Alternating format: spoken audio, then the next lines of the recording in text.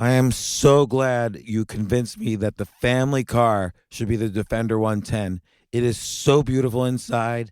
It's so comfortable, and it just feels indestructible. Yes, it really is. I've been waiting a long time for the new model to come out. The Defender 110, I'm telling you, it's my favorite car of all times. It's my third one. You know, I have stories of going off-road. The guy managed the group. He was like, what are you doing in this beautiful car? I'm like, I'm going off-road. He's like, are you sure? Because you can use one of ours. And then they look like Mad Max cars. I'm like, no, we're going to do this. And he was shocked. Wow. Well, it's great because the Defender has been reimagined for 21st century adventure, and its unparalleled off-road ability, as well as its robust interior, are invaluable whether you're headed towards uncharted territory or just a weekend of exploration. The Defender 110 tackles challenging surroundings with absolute confidence. The SUV conveys strength outside and in, featuring peerless technology like an intuitive driver display and an award-winning infotainment system. That's my favorite part, to keep you connected no matter where the journey takes you. Adventure is unique to everyone, and so is the Defender. Choose from the two-door Defender 90, the four-door Defender 110, or the larger Defender 130 with the ability to seat up to 8 passengers. You'll find uncompromising performance in all three. So pack up and go even further with the Defender 110. Learn more at LandRoverUSA.com/Defender. These days, we're all investors, trying to be smart with our money despite our worst impulses. But at iShares, we believe that deep down inside of every investor is a better investor. One that's just waiting to be let out. Explore iShares ETFs and insights and let your best investor out. Visit iShares.com for more information. This isn't your average business podcast, and he's not your average host. This is the James Altucher Show on the Stansberry Radio Network.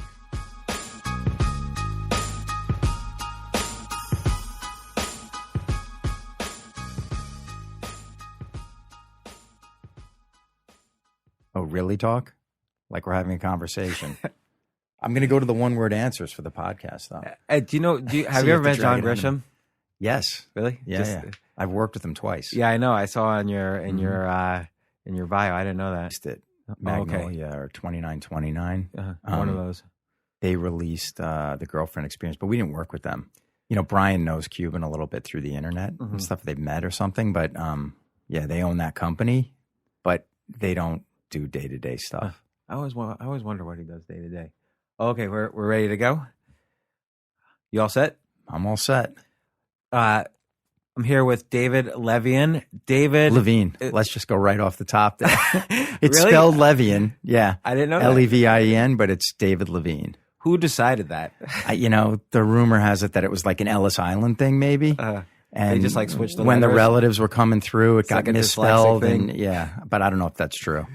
So David, we had your writing partner on the podcast a few months ago, Brian Koppelman. You guys have written so many movies together, Rounders, Ocean's 13, one of my favorite movies of all time, Solitary Man, The Illusionist, The Girlfriend Experience.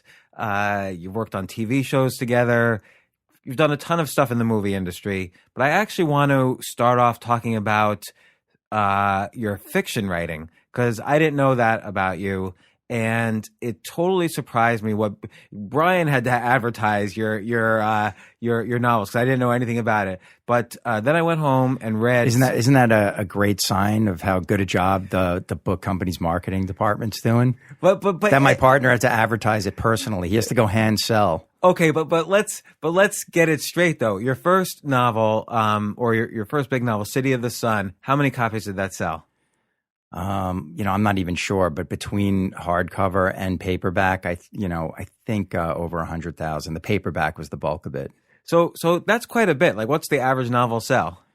Not many. And right, I think it's like a few hundred, say, Yeah. And particularly now that everyone's publishing and so on. And then so you've written about 6 novels altogether now. Yeah, the 6th one is just set to come out, and they're mostly in the kind of thriller genre, which is different than your movies, right? Like you Yeah. haven't has so I went home and I read City of the Sun after Brian mentioned it, and it was great. And one thing that Brian mentioned, which of course you were sitting there and didn't mention, but you wrote that just on a train. You were commuting into your work, and on the train ride, you basically, I guess, going there and coming back, you wrote the whole novel, Yeah. Well, so for me, and it's like 480 pages. well, it's a full length novel. Yeah, I don't Yeah. know how many pages it is, but it's the full deal. So you definitely get your money's worth. For me, the dream was always to write and make movies and to write novels. For some reason, that was just in my head ever since I was a young man, long before I knew how I could do it. And through the circuitous route that everybody gets there, I managed to become fortunate enough to have a movie career that was like a real movie career, writing and then directing, even producing movies. Yeah, your first movie was Rounders, right? That was the first screenplay. Brian and I teamed up after doing sort of separate careers. We'd been best friends since we were kids, since we were literally 14 and 15 years old. Where are you from originally? Originally from Long Island. We lived a couple towns apart. We met on a student trip one summer. We became best buddies. Grew up reading books, passing them back and forth, watching the same movies, listening to the same music, really sort of having a shared artistic appreciation or pop culture sensibility. And one day, Brian had like a successful run in the music business. I had worked in the movie business in low-level jobs. And Like what sorts of jobs?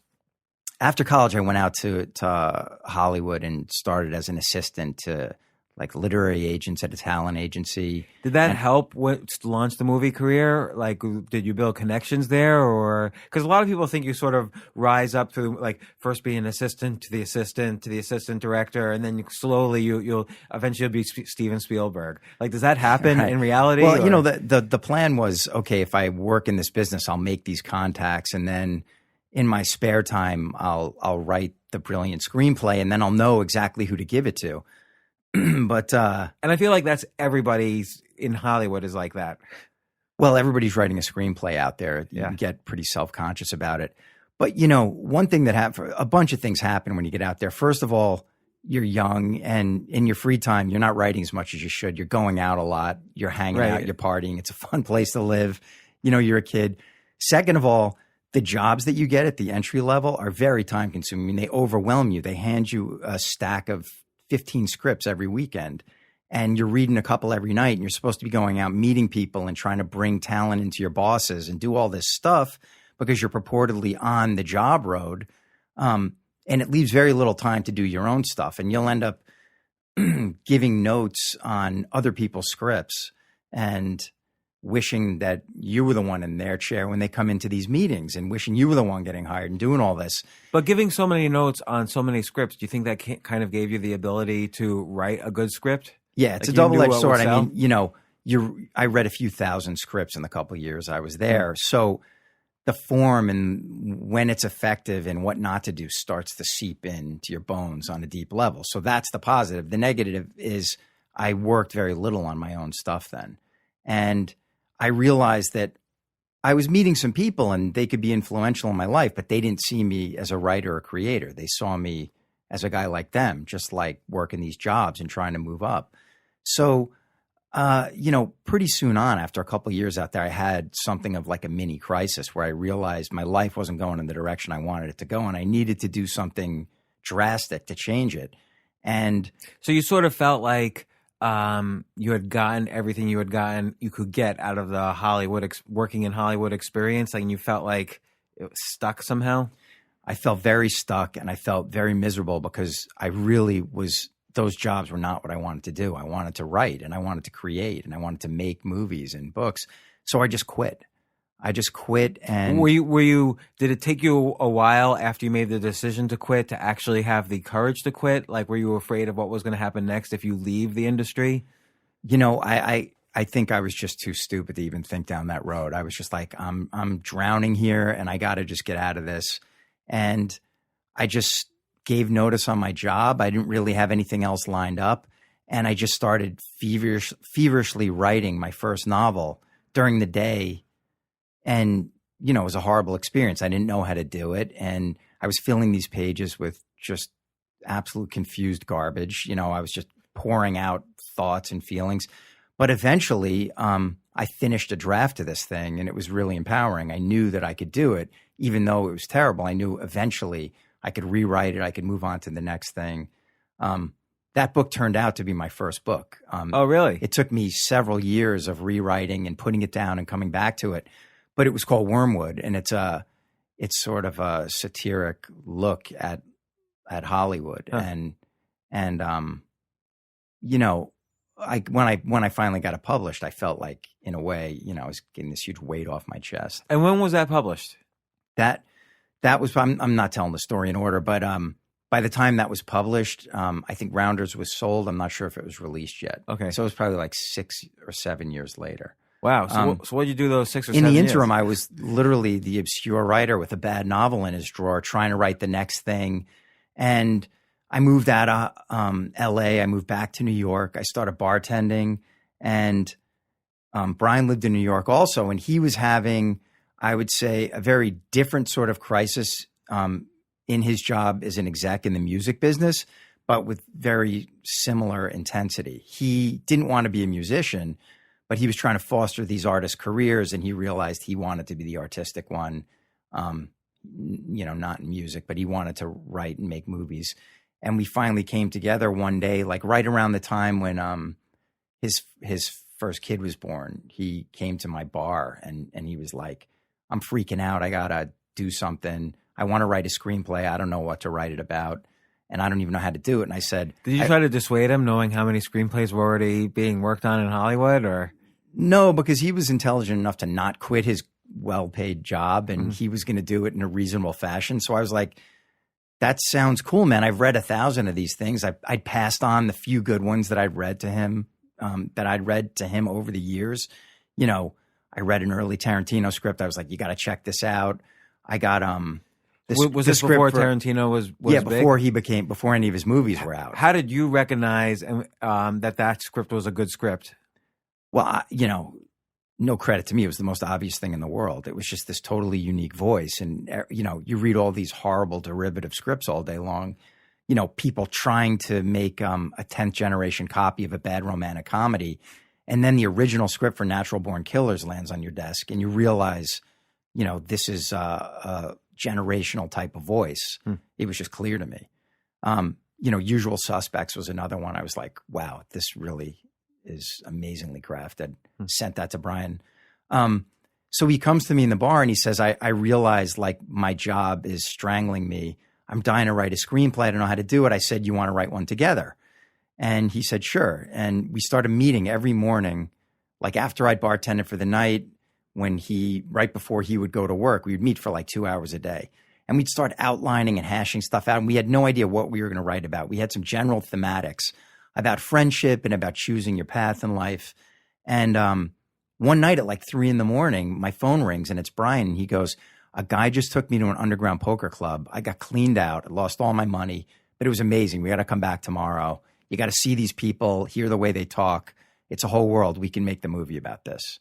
Yeah, and as I mentioned to Brian when he was on my podcast, I was hanging out quite a bit at the Mayfair Club, probably right after Rounders came out. I mentioned to him, and so I knew all those people and that club. And yeah, I love. Did you actually start going there because of the movie? Yeah, the movie had just come out. I feel like I had a part in corrupting you. Yeah, totally. Because what had happened was I had just sold my first company, and I was incredibly disillusioned because I didn't want to go to work for somebody, the guy who had bought my company, and I had some extra money for the first time in my life, and I just didn't know what I wanted to do. And I was unhappily married. So I was just playing poker.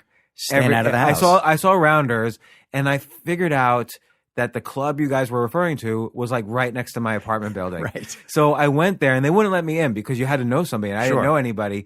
But I said, I think I even said, I think you're the club that was in Rounders.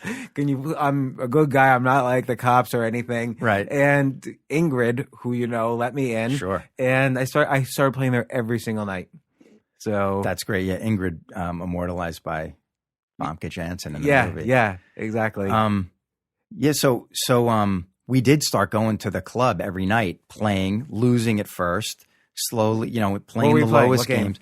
I think I was playing. What was the lowest game? I then? think 1, 10, 2. 20, well- No, it was. They had low games. You could play like 1-2 or Oh, really? 2-5. When I was something, there, 5-10, I think- 5-10. I think 5-10 might have been the lowest when I was there. Hold'em. Yeah, we were starting with the smallest stacks we could. I think I was playing stud then. And I think Brian was getting into Hold'em. I didn't really know Hold'em Well, yet. you Started guys learning had it. popularized Hold'em, I think, you guys are the ones who made Hold'em popular. Rounders made Hold'em. Yeah, that was the game that everybody was playing, and we realized that was the exciting game and the game that hadn't been played out in movies yet. So, Yeah, because also stud's a slower game. 7-card stud. You have to have 7 cards. there's all these cards up, and and the possibilities are more limited in a way once a lot of cards have been dealt, and the swings can be bigger when that board comes across and everybody can get a piece of it. So I think also with Hold'em, the cards themselves can become the character because you can actually look at the cards and have some sense of what's happening in the emotions of everybody around. Whereas with 7-card, there's too much analysis that has to happen. Well, yeah, I think, the famed poker face where a guy's just sitting there like a rock is really fascinating when it comes to stud. But in Hold'em, guys use the opposite of that as a technique. And, they make a lot more moves, not based on the cards. So that's what makes it more interesting from a character standpoint, I think. Right. And also there's the kind of communal flop in the center. So you don't have to look at everybody's. It's not like you're looking at everyone's hand. You're looking at just the center of the table. It's less to memorize. And then in a way, everybody's working with the same thing to a degree. So the personalities get involved. So for numerous reasons, the fact that was the game that people were playing No Limit, is why we chose it for the movie. And, the no limit scenario was so fascinating to us because it's putting everything on the line. It's like the gunslingers, that was the analogy we always used. Yeah, there's so much psychology, and it's also possible to get so personally and financially devastated in No Limit, which is what happens in your movie. Yeah, and it can happen super quickly. And at the Mayfair Club, during the rare times they would have No Limit games, when I was going there, because it wasn't as popular then, they put a cap on it, how much you could bring to the table. Right. So, okay, well, that makes sense. That was before they had the whole card cam on the televised stuff. So they would play, like in the middle of the night on ESPN, they would play the finals of the World Series of Poker. And it would be edited together, and it was like kind of grainy, and you didn't see the whole card. So it was just watching guys sit there, and you didn't know what they had until the end. And it was kind of great, but it didn't really put the thing on its feet and make it a spectator sport yet. So it was the two things. It was like whole card cam and our movie sort of like thrust it into the pop culture. So, but I want to ask though, like you said before, you had kind of come up with this. It's almost like Rounders was the vehicle that you then, or poker was the vehicle that you were able to place your themes around. What were you doing with? How did you decide first come up with the themes and then the story? I think we were just talking about and like sort of scribbling down on legal pads what we were interested in, and we thought, it could be these two guys. They're best friends, but they're torn. They're one guy's sort of trouble for the other guy, and we came up with this dynamic between the characters, and the one guy's sort of searching for the right thing to do. We had this idea that he should be in law school. Brian happened to have done law school. I think he was just finished with night school, law school. Again, trying to figure out his path and finding out ultimately, even though the law is fascinating, it wasn't the right thing for him. So we were like, well, what if we took this character and, put him in that situation where he was doing this really respectable seeming thing, but in the end it was going to be the wrong thing. So he was going to abandon it. And then, we came across the poker thing. And back then, the dividing line basically between being really good and being a sucker was like if you knew how to play a little bit by the math, and if you'd read Super System, the big Doyle Brunson book, if you'd read that and like one or two other books, you would have a huge edge because you would know the starting hands. Most other guys who hadn't read those books just played like almost every hand. So you could become a winning player. So we quickly became winning players. Brian played bigger than I did. but I would win in these little games. He started scaling up, and we were, having this incredible time, and we were trying to jot down these lines that guys were saying at night and all this. And we it was our research period, in air quotes. We spent like a year, maybe more, going there almost every night. So you weren't writing at this point. We were writing in the mornings, but we were trying to sort of collate what we'd had and figure out a structure. But like we were new at it and we weren't that good at it. So we spent a long time sort of like filling the bucket. And then we came to a certain point and we were like, we'd been doing it for like a year, and we said, okay, like now we can tell ourselves that it's research, but now we're just going to play cards. Like we have what we need. It's time to like sit down, stare this thing in the face and wrestle it to the ground. And we had like 2 hours a day, basically, of free time. And we made this outline and we started writing these pages. We went to Brian's office on Columbus Day because it was closed for the holiday. And we wrote like the first 12 pages in a big explosive burst. And we took it from there. And in 3 months, we had the draft that really resembles the movie that got made. I mean, there's some changes, but like by and large, we'd written the movie. And so now's the part where your question would come in, right? Like, so I'd been in Hollywood for a couple of years. Now all my great contacts were going to come to bear, right? But it didn't really happen that way. There were a couple of people who were willing to read it.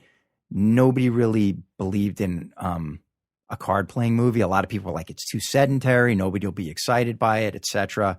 Yeah, even though like The Sting is one of the most popular movies of all time, people would remember the running around and, the crime aspects or something like that. But it kind of all worked together, like your themes about the friendship and the relationships that Matt Damon was in, and then combined with sort of the underground, seamy aspect of, the poker and you made the Mayfair Club a little bit seamier than it really is. Right, and you had like kind of this criminal element involved.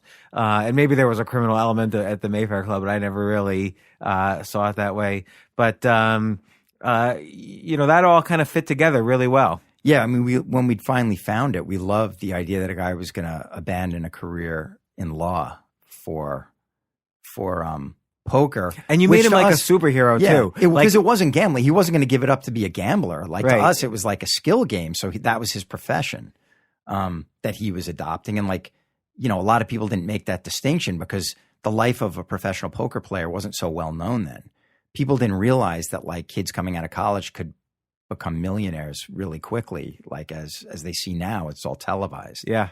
And it's funny too. You really, you make him like a superhero when he's in law school. So he goes to like the game where all the judges are or whatever, and he's analyzing everybody's hand super quickly. Like that was almost above and beyond the skills of like the normal, even very good player. But we knew that we needed a scene that showed that he was meant to do this, that he was different brilliant. From the rest. But honestly, like we'd seen Phil Hellmuth do that in a poker room. So, people say like, oh, that could never happen. But honestly, like I saw Phil go around the table and be like, you're playing this, you're playing that. You did that, so I know you have that. I'm not sure exactly what you have. I think, one of them's a queen, but you bet it wrong.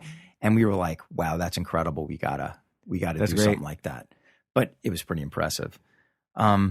So while my contacts didn't yield somebody to say like, I'll sell this thing to Hollywood, I did manage through like a weird circuitous route to get the first 50 pages of my book into the hands of a literary manager.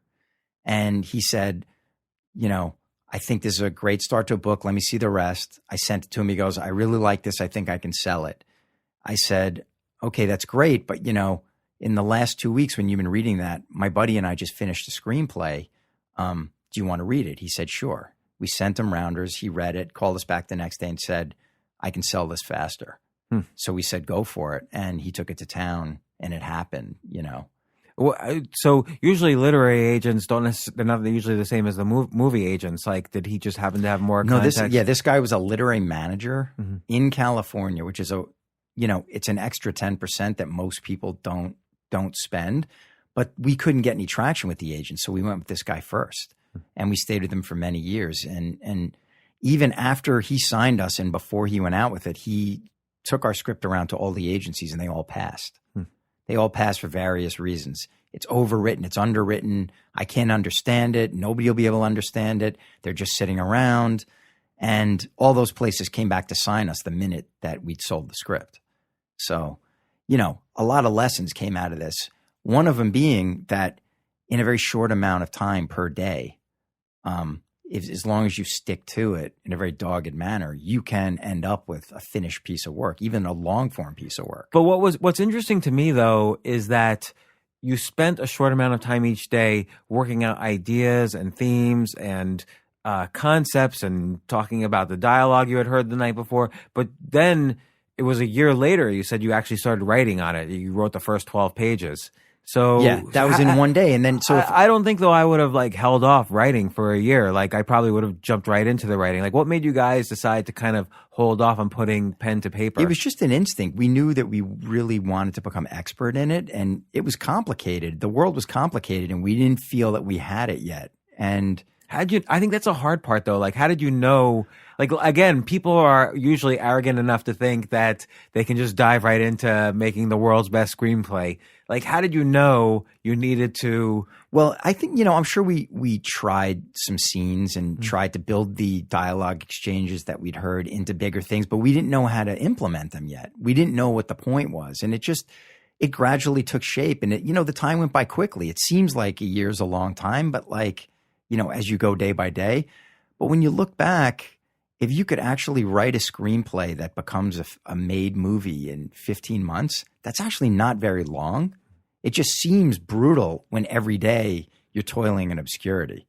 Right. But, somehow we just had the faith. We knew that it was entertaining. We were talking about this stuff with each other, and we just found it entertaining.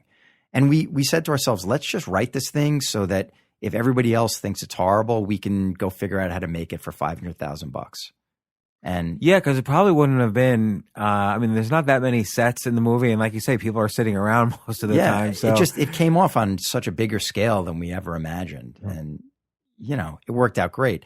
And that led to our career in the movie business. We immediately sold a couple of other things on pitches. And then you did Ocean's 13, which, that must have been that must have been a payday in terms of, it's going to have a huge box office relative to the budget. You have huge stars in it. Was that kind of, and it's a sequel of a sequel of a sequel. Well, that was the biggest payday in pretty much every way, because like you said, it was a big Hollywood movie. So they paid us. It was great. We went to LA for the summer with our families. They put us up in great places. The whole thing was amazing. We were hanging out with those actors. We were on the Warner Brothers jet going down to Vegas to shoot there. It was like the Entourage depiction of the Hollywood screenwriter's life. And it was the sort of the high point chapter in that regard for us. But beyond that, we were working with Matt Damon, who we loved, who's a great actor, George Clooney, who's an incredible actor and filmmaker, Brad Pitt, all these guys, Casey Affleck, Scotty Conn, and Steven Soderbergh, who was one of our heroes, just creatively, what he'd done in the business, the movies he made. He's the best. So we could absolutely go wherever we wanted in the script without the fear that people wouldn't understand it or they wouldn't get it. We just had carte blanche to be sort of as out as we could get. So all that stuff together makes it the best experience you could ever have. And fortunately, we were old enough and experienced enough at the time to know how good we had it, and we didn't take it for granted. We loved every minute of it. But that was a pretty golden chapter for us. And that was only really a few years after you were, as you say, toiling in obscurity. It was 5 or 6 years later, we'd made, I think, 3, maybe 4 movies. We directed our first movie. Which movie was that? That was called Knockaround Guys. Okay, I don't that think we'd I written saw the that script one. for. Yeah, it's with John Malkovich, Barry Pepper, Vin Diesel, Dennis Hopper. It's about the sons of wise guys trying to find their own path in the shadows of their dads. And they end up. And you wrote that one as well? Yeah, we wrote that one as well. Oh, and actually, Solitary Man, the one you mentioned, Brian wrote that one on his own. And we directed that one together. That was a movie great on movie. The record. Yeah, thanks, man. But going back to your sort of original premise for this, all this amazing stuff started happening after Rounders for me and for Brian and I in the movie business. And I realized that like 5 or 6 years had gone by and I hadn't written any fiction. And so in a way, the good fortune and success I was having in the movie business was sort of killing the other half of my ambition and dream, which was to write novels. I wonder if like 5 years is kind of, or 5, 6 years, you know, everybody thinks they're going to be in the same career for their whole lives. Like they have like one passion and purpose in life, and then they're going to do that for 50 years. But maybe like 5, 6 years is the normal lifespan of a passion, of an interest. Well, it could be. I mean, I still, that is my main career, and it's gone on for like over 15 years now. But you've done lots of different things. But now, since then you've written 6 novels or 5 more novels, and you've done television. You're doing television next. You haven't done a movie since 2009, right? Yeah, that was the last feature we did. We did this 30 for 30 that we directed on Jimmy Connors for ESPN. So that was an hour-long documentary. But yeah, the last feature we did. And actually that was the last one we directed. We wrote the script for this movie called Runner that came out in 2013. But it wasn't actually representative of our highest hopes for that one. It was set in the world of online gaming and the big poker sites that got shut down and reopened overseas and everything. It's like Ben Mesrick wrote a book similar to that. He followed, I forgot who he followed, like Full Tilt Poker or one of those sites. He wrote kind of I think he did write. He excavated that subject. Ours is a fictional take on that, and it's got some thriller aspect. Again, like I can't say that it came out to the highest sort of execution as we'd hoped, but you know, as you know, you're probably right. When you're doing something creative, you have to find different ways to stay fresh. You got to do different things. I mean, I guess that happens to you in business. You change gears a lot in all the stuff you do. But at some point along the way, I realized that I'd been spending like so much of my time, all my time and energy on these movies, and I loved it and it was great, but I wasn't able to devote any time to writing these books. And around the same time, my wife and we moved out of the city, and I started to be a guy who commuted. And for a long time, I was driving, and it was drudgery. You know, you're stuck in traffic. I started listening to books on tape. I felt like I was wasting like an hour and a half of my life every day, 2 hours a day. We lived up in Connecticut. So then I realized, you know, I should start taking the train, even though I didn't live near the train. Started taking the train, and I started seeing all these people like sort of around me, like either reading the New York Post or passed out. Everybody's head was lolling back, and I was like, you know, how long am I going to do this before that's me? And I'm just like conked out, and I'm just like sleeping away these hours of my day, not getting any closer. How am I going to find the time to do what I want to do? And it's so funny you're saying that, because doing what you want to do, and here's after you've done Rounders, Ocean's 13, Solitary Man, you know, all these, you were working on TV shows, but there's always something. I think there's always dissatisfaction. Yeah, that was the irony. I was going to do the thing that I always wanted to do, and I had the best day job in the world. I was you were still dissatisfied, and I still felt like I there's more that I need to do. So, around that time, I re-listened to Tony Robbins' Personal Power. I'd listened to it before, and I'd done his book, and it was amazing. The results were just, you know, explosively positive. So I re-listened to that, and I started to realize that I could figure out how to use small chunks of my time. And I think I was talking to my shrink at the time too, and he was like, "Why don't you try writing on the train?" And I said, I can't even get a seat on the train. I'm standing on it most of the time. He goes, "You got to find the train that originates in your station. You can't just get on any other train, any old train." So I did. I looked at the schedule, the big schedule, and I was like, "Oh, this one starts here," even though it's like not at the exact time. And I would get there and I could get a seat. And I was like, okay, it's a 45-minute ride. What can I do? And I started to write City of the Sun on the train. And, you know, I don't know if you noticed, but like the chapters are pretty short.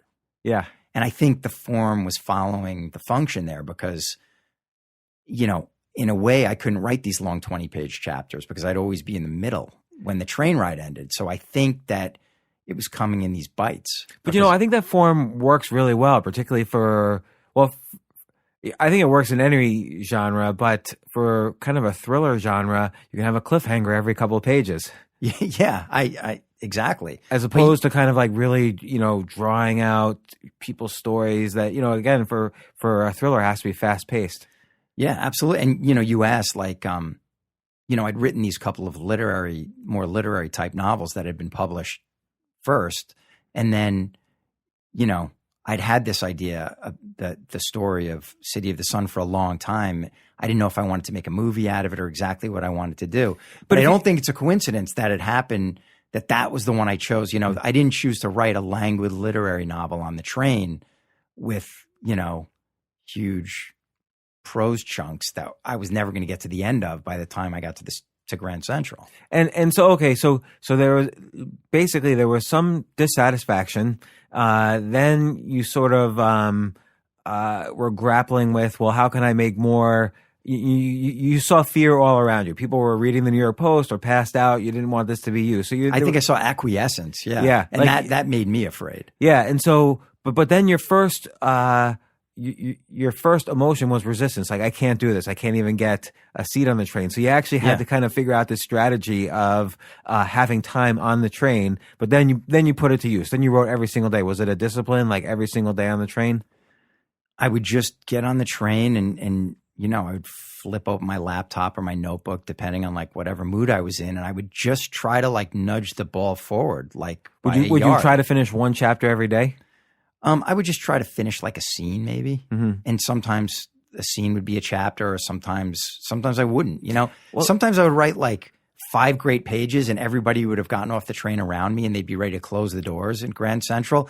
And other times I'd be like rewriting 2 bad sentences and just wishing that we were there and it was over. 40 minutes seemed like way too short sometimes, and it seemed like an eternity other times. So sometimes you felt. It wasn't like you said set a goal for yourself 1,000 words a day or anything. You were like, sometimes it would be just No, I never did something that mathematical. To me, that would be crippling. I mean, 1,000 words a day. I know there's some brilliant writers that did that, and they would definitely do it, and they would get up at the end of it. And even guys would finish a book, and if they hadn't satisfied their word count, would start the next book that day. Some brilliant writers. I can't remember exactly who, like not Thomas Wolfe, but somebody of that era. But to me, the word count thing would be crippling. I tried to make it a little more forgiving. And I'd explored a lot of techniques to being creatively unblocked. And like what? One was writing these morning pages, the Julia Cameron book, the Artist Way. So morning pages were a thing that I'd done at various times when I'd gotten stuck in screenwriting. You just sit down and you write 3 pages in a journal, and you don't censor yourself. You don't stop the pen. It doesn't even have to make sense. You don't reread it. It's not finished work. It's just something you do to like move a pen across a page, and it's supposed to unblock you, and it does. So I'd seen that happen, and I'd seen other writers like Stephen King and Lawrence Block had written these great books on the writing craft. And, they do this math where they're like, if you can write a paragraph, if you can write a half a page, if you can write a page, at the end of the year, you're going to have written the good part of a book. And I just tried to put my faith in that. And I tried to be as regular as I could, thinking, if I have a few hundred pages, I can turn it into something. And little by little, it just takes faith and will. And I stuck with it, and I got to the end of this thing. And, I didn't write every minute, every word of it on the train. There were times when I would have a free day for whatever reason. I would go to the library in my town, and I would sit there for like 6 hours and try to really cover ground. But by and large, the practice that kept me going was doing it on my commute. And it's interesting because so I want to talk about the structure of this book. Was this your best-selling novel?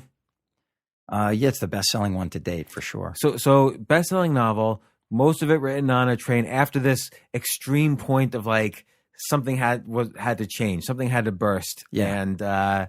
And so what's interesting is you begin the novel, and I'm not going to do any spoilers, but you begin the novel with the most intense scenes imaginable. Basically, the worst fear of a parent imaginable happens in chapter 1. I mean, it's about a child in jeopardy, the book. And what you're going to think I'm twisted, but the other factor that came into play that made me write the book was I'd had the idea for 10 years and I never grappled with it. And then when I had my first son, it broke something in me and I had to write it. Somehow the reality of having a baby that I love so much made the story real. So that came before you decided you were going to write a thriller. You basically said you took this, having a son and having a child is an intensely moving thing. It could go in any direction. It could be a literary direction or it could be a thriller direction. You chose the thriller direction. Well, it was a couple of things were happening. It was like, I have to write this book. In my life has changed. I have this child. I have this story that's very harrowing about a child that somehow I've never been able to wrap my arms around, but I've never been able to walk away from it. And something about being a father made me understand the father character in the book, who's like sort of the second main character in the book with the private investigator.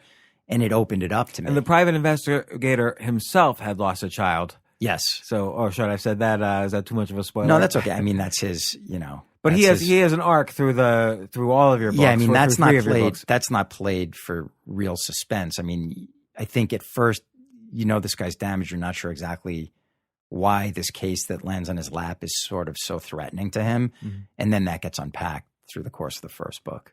Yeah. So, what was interesting to me, and I'm trying to figure out as I read the book, what was technique and what was kind of thought of on the fly. But if you don't mind me saying, I'm not going to say any spoilers, but I'm going to kind of get into the book a little bit structurally. Sure. So there's a bad guy right away, you sort of see the bad guys, the initial bad guys in the first chapter, the second chapter, and so on. Mm-hmm. But you sort of realize that there's more bad guys and more bad guys and more bad guys as you go through. The dad and the private investigator are trying to solve this crime and trying to find this guy's kid. And instead of there being a twist, I think that what was interesting to me was the twist was that whoever you thought was the bad guy, there was usually somebody behind him.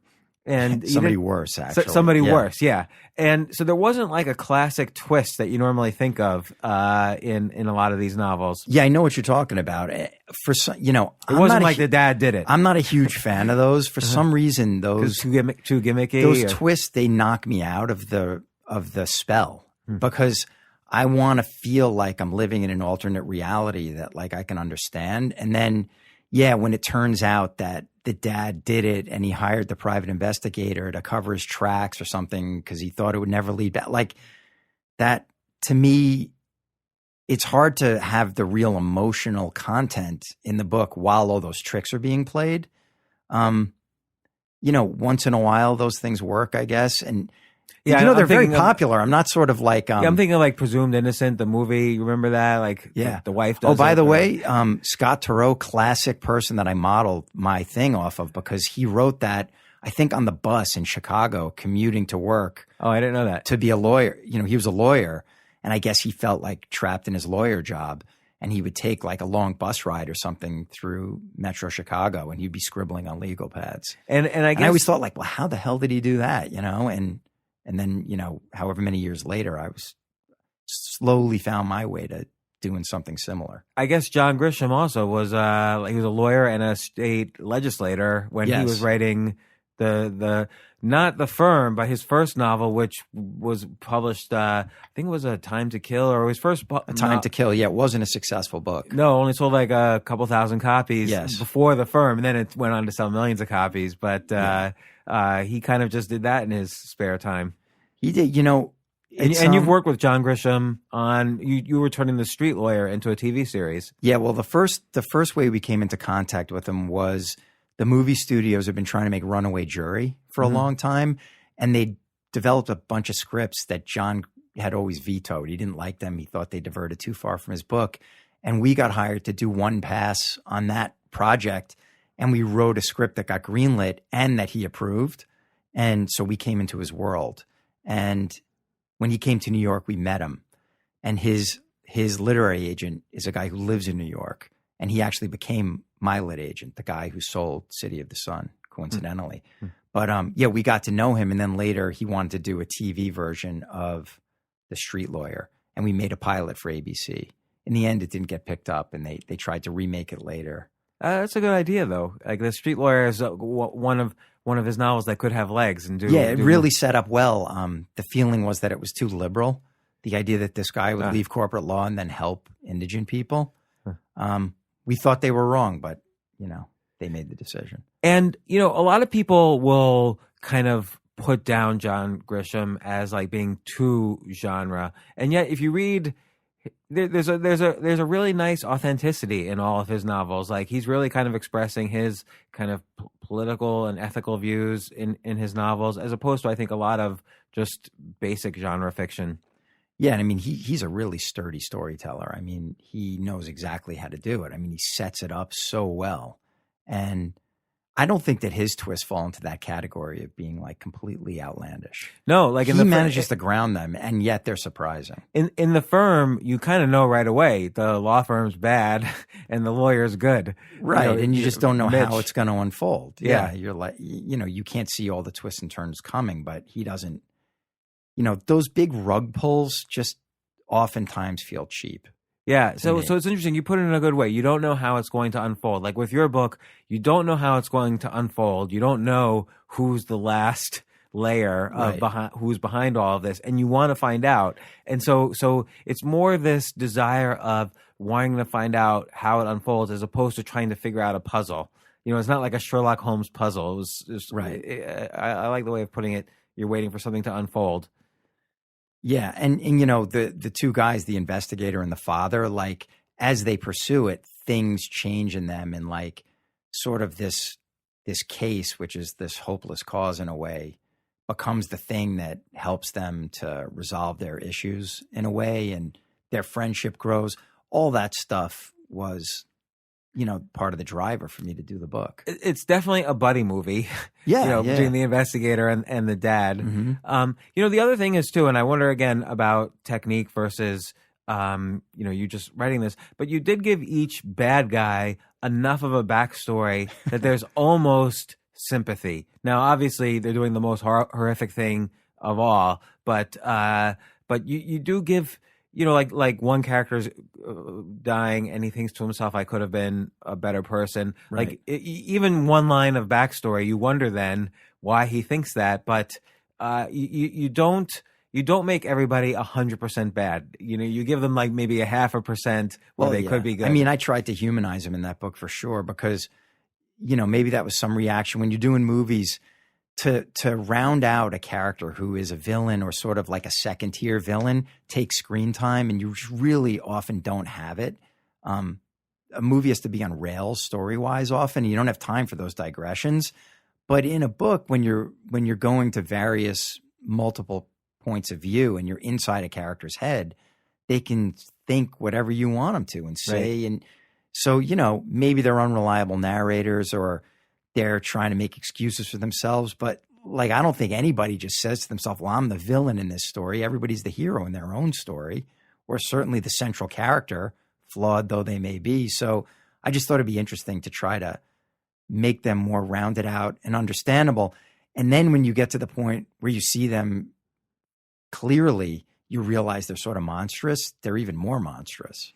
And you made it. I don't know if you made again this decision consciously or how you thought about it, but a lot of literary fictions let's say it's in the first person or it's third person but focused on one character's viewpoint.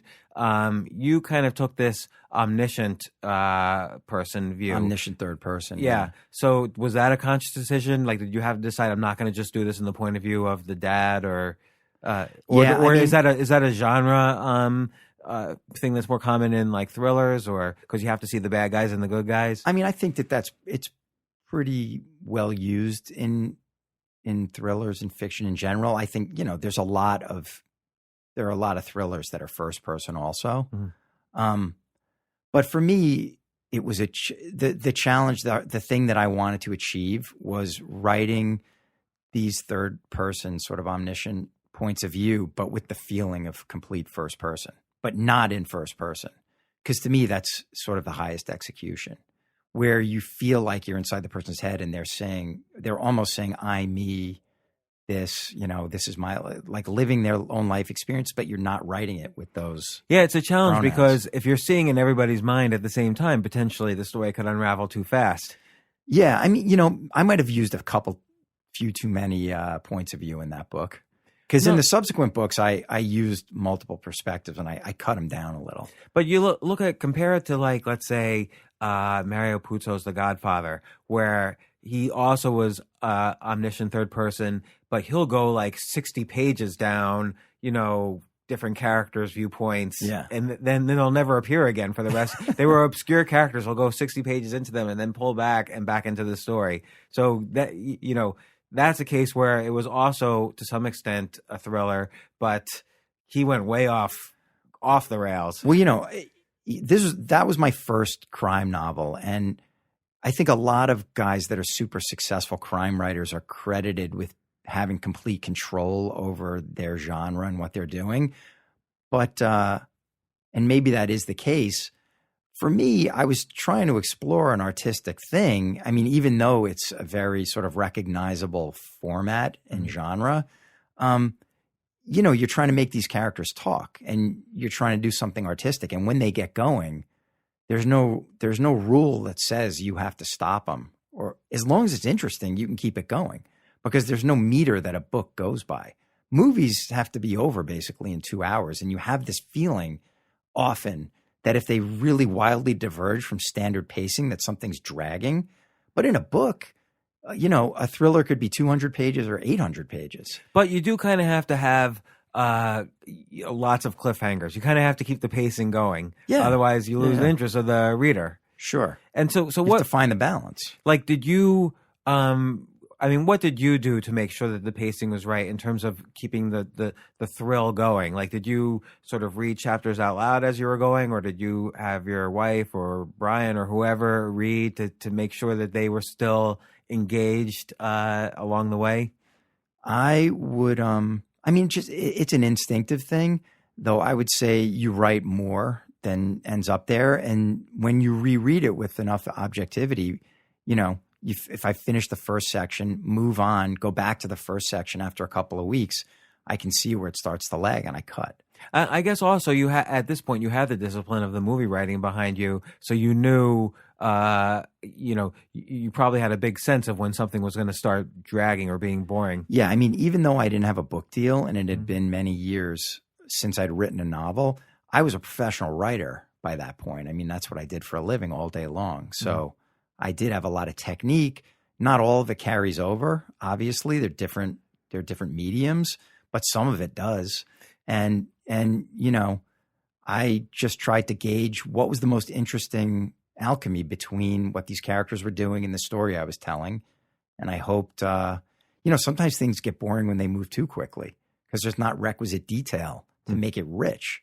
So then it becomes too stripped down. And then that's not interesting.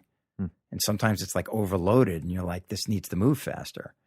I think Brian read it first when I was finished. He always reads whatever. The stuff I write on my own, when I'm done, he's always the first reader. And what was his first response? I remember I handed him the manuscript. I printed it and I said, I finished this. Can you read it? And I told him about the idea and we talked about it a lot. And he didn't know that I was working on that particular idea. And he read the first couple of lines and he goes, oh my God, no, you didn't. I can't believe it. His kid was only maybe 6 or 7 at that point. So he had a young kid and he was horrified because, he's a little squeamish in the book. It's fairly dark, And it gets dark immediately, like by page 2. Yes. So there's not a lot of lag time. I mean, I like a strong opening. I mean, I do think that's, if you're writing a crime book, you may as well have the crime access right away. Those things. Yeah, do something exciting in the beginning.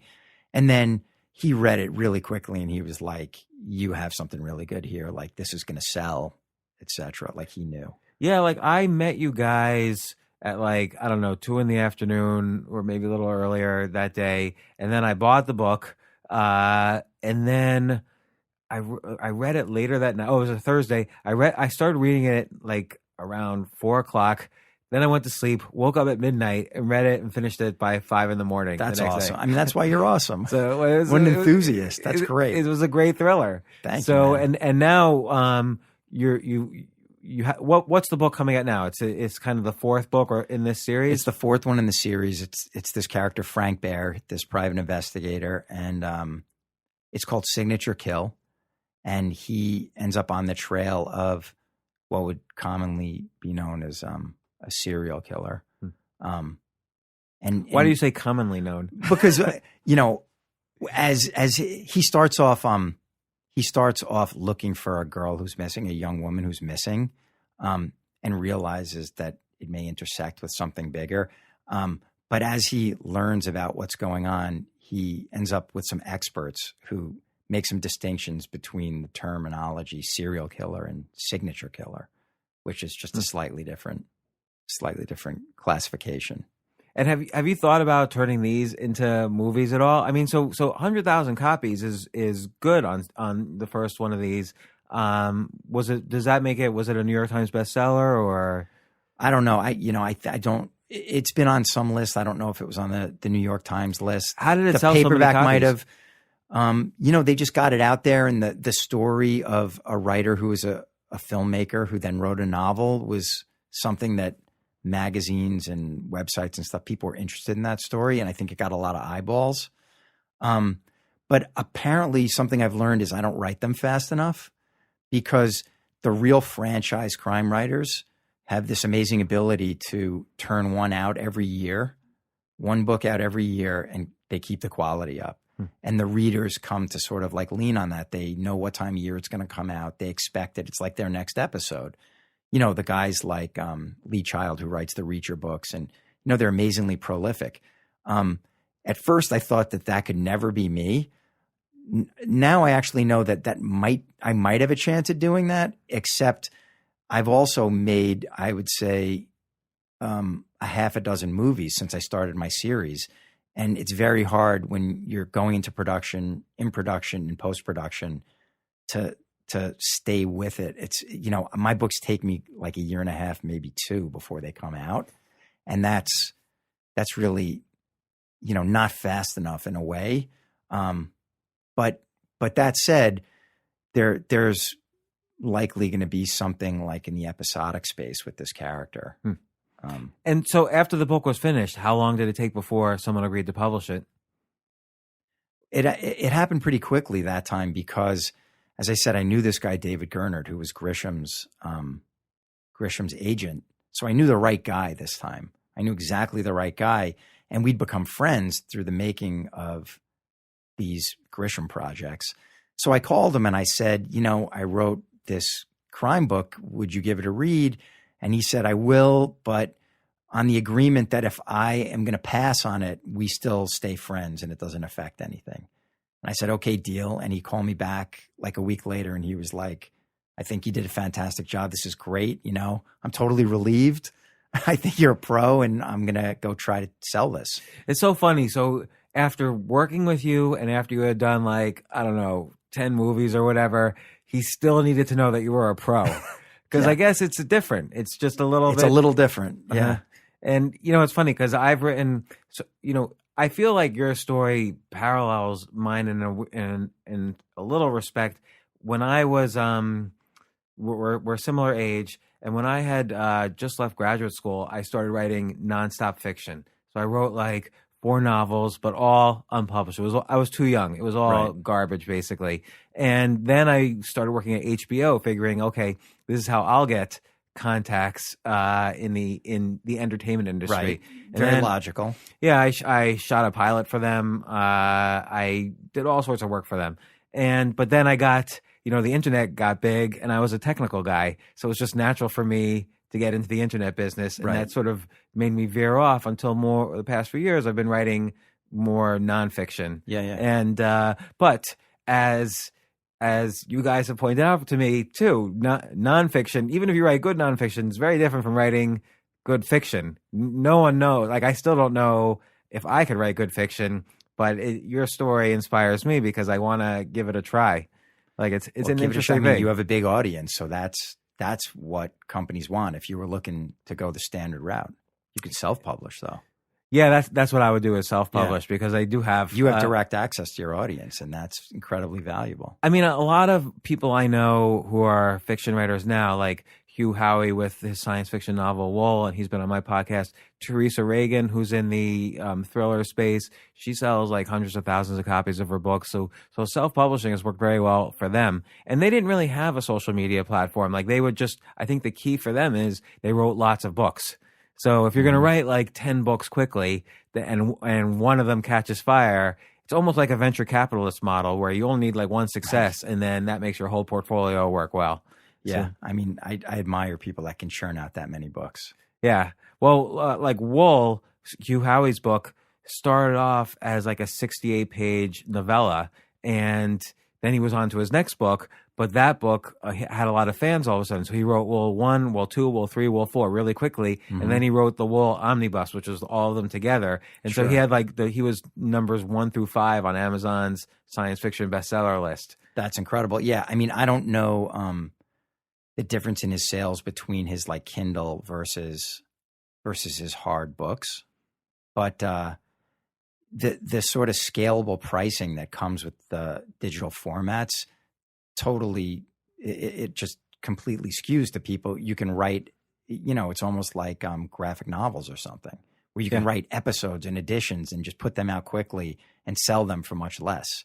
When you write a traditional thriller that a standing book company is going to publish and sell for like $30, that's like a big commitment that a reader has to make. That's a relationship thing.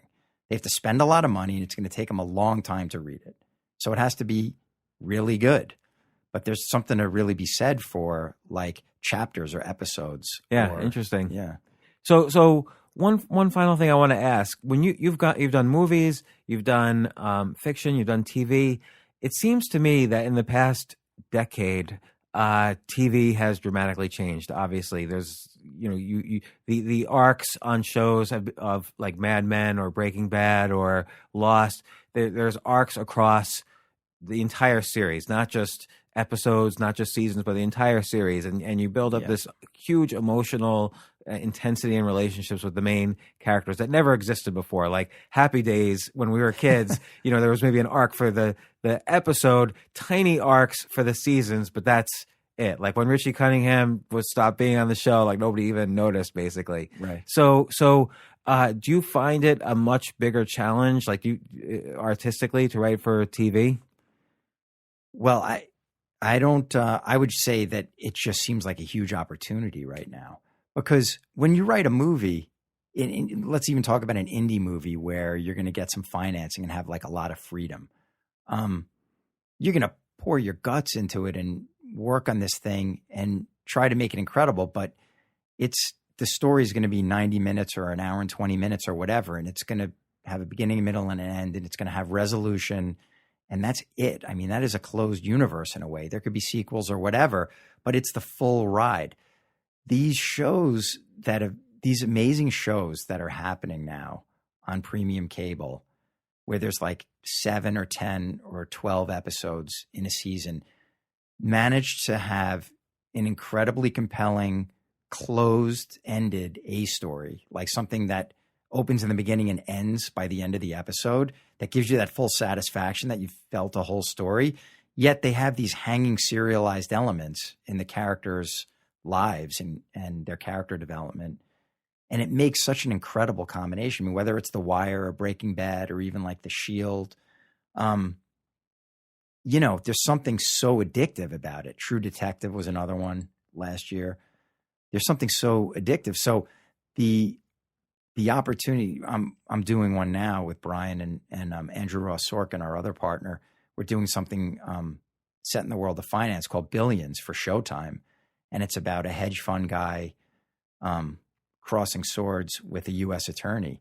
And we just feel incredibly privileged to have the opportunity to like build out these characters, take on a sort of complex subject in this space that allows us the potential to have dozens and dozens of hours to build out our stories and characters. Right. So have you already thought out, like, if this lasts for like 5 seasons, how do you keep the arc going? Have you thought out like these, extra large arcs? Yeah. I mean, listen, we weren't in a position where we could write all of the scripts for the 5 years because they are not prepared to commit to that. So Right. to do that all on the come would be an insane gesture, but you sketch out where it could go, and you have to know for yourself first, and then they have to know that you can make this thing grow. And this is for new X in number of TV. years. Like, this wasn't the case, let's say, 15 years ago with TV. There were no shows that No, had those I mean, I'm kind of not like arcs. one of these like media experts who can talk about like the movements or whatever, but I guess they call it like the third golden age of TV, where the first one was like, when TV became popular, and the second one was when, I don't know, ER was popular. And now it's like, since The Wire through now, these high-end premium cable dramas with flawed characters like Don Draper's and stuff Yeah. like that, who audiences hook into. All of them have flawed characters. Breaking Bad, The Sopranos, Mad Men. That's the world we live in, right? I mean, that's, I guess, what's most reflective of who we all are. So I think that's why people are gravitating towards that. Yeah. Well, so Billions is the TV project you're working on. Yep. And the name of the book that's about to come out is Signature Kill. Signature Kill. And how are you going to market that book? Are you going to do a book tour? Oh my God. That's Do a they- great question. I Do really, they even do that anymore? Like, do those work? I think I went on the last book tour. I think they hopefully shut them down as a concept. That's After gotta be the last hard. one. The third book in my series came out about 1.5 years ago, and I went on a little tour. It was called $13 Million Pop, and it was with the Frank Bear character. And I went at the end of the summer to a bunch of towns and flew all over the place. And, there were just very, very few people in the bookstores. Now, listen, I think a guy like John Grisham could go and play to a packed house. But, the way the world works now, I'm not sure that those brick and mortar stores and doing live events is where it's at. So, doing podcasts, talking to great people like you, I think that's the best way for writers to be heard now. I mean, I think Hopefully. you look at like what Tony Robbins did for his book Money. He basically did this huge podcast tour. I think that's a great way to launch a book, or a blog tour, things like that. And creating the story outside the story of the book. So, for instance, you mentioned with City of the Sun, the first book in this series, part of the story was not about the book, but about this filmmaker writing novels. So I think that's an excellent way to market a book. Yeah, I mean, the Tony thing is fascinating because he obviously had a huge built-in audience, but he's the last person to take that for granted. He went out there and he did a string of podcasts and was fascinating on every one of them. Yeah. And he had to have reached just tons of people who'd never heard him before. And, obviously his book's #1 instantly. Yeah. So. Well, David, thanks so much for coming Thank on my you, podcast. man. I know you're like super busy. And again, I think it's really just inspirational how you found the time to write that first book, make this dream come true for yourself. And I hope this next one's a success and Billions is a success. Thank you, man. Really appreciate it. Yeah, thanks. For more from James, check out the James Altucher Show on the Stansberry Radio Network at stansberryradio.com and get yourself on the free insiders list today.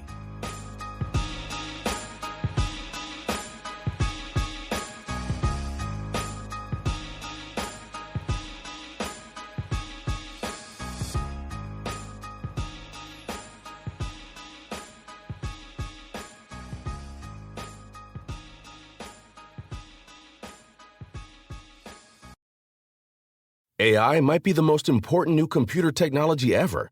It's storming every industry, and literally billions of dollars are being invested. So buckle up. The problem is that AI needs a lot of speed and processing power, so how do you compete without costs spiraling out of control?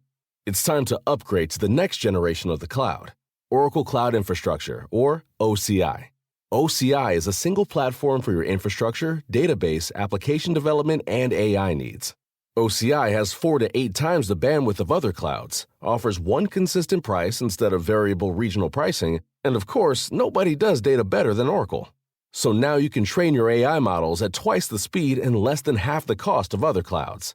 If you want to do more and spend less, like Uber, 8x8, and Databricks Mosaic, take a free test drive of OCI at oracle.com/advance. That's oracle.com/advance. oracle.com/advance.